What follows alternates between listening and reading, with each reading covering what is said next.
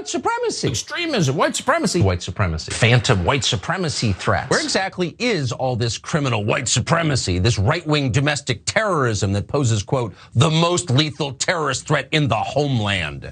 Where is it? Well, of course, it doesn't exist. So that was just a sampling of Tucker Carlson's favorite topic to go back to. White supremacy isn't a thing, racism isn't a thing, bias and bigotry and all that, it doesn't exist except perhaps against white people. There's definitely that.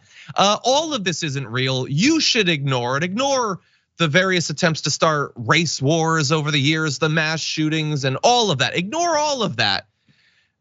But I don't think you should ignore what's developing right now, because as you might have gotten an idea from that video, there are some prominent white supremacists that probably are deserving of your attention.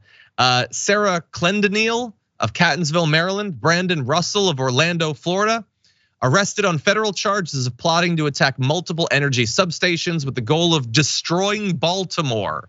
They wanted to destroy an entire city by attacking energy substations, which we've already seen being attacked in the past few months. Here is some information about the arrests. Here this morning to announce the arrests of Sarah Clendaniel and Brandon Russell on criminal complaints for conspiring to attack our local power grid. As the criminal complaint alleges, Clendaniel and Russell conspired and took steps to shoot multiple electrical substations in the Baltimore area, aiming to, quote, completely destroy this whole city. The accused were not just talking, but taking steps to fulfill their threats and further their extremist goals.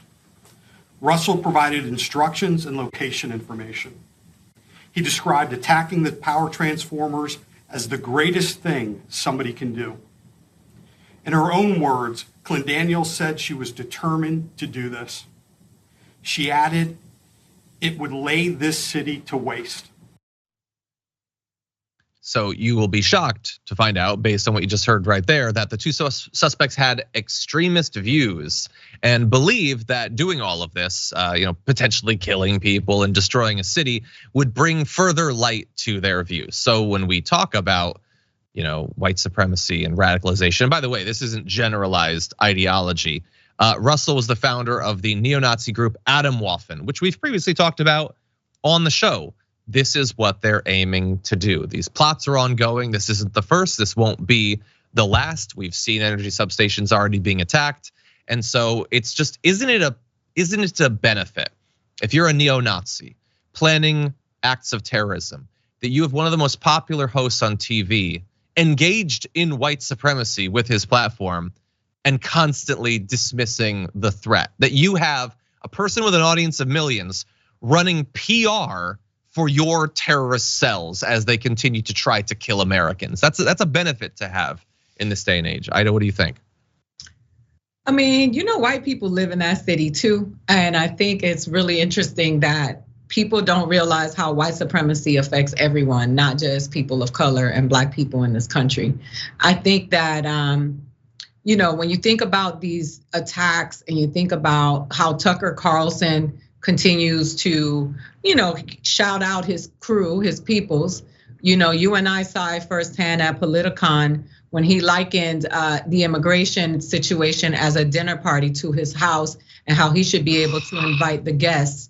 It's no secret how he feels about, it's really frustrating to know. My grandmother was the granddaughter of a slave in Puerto Rico.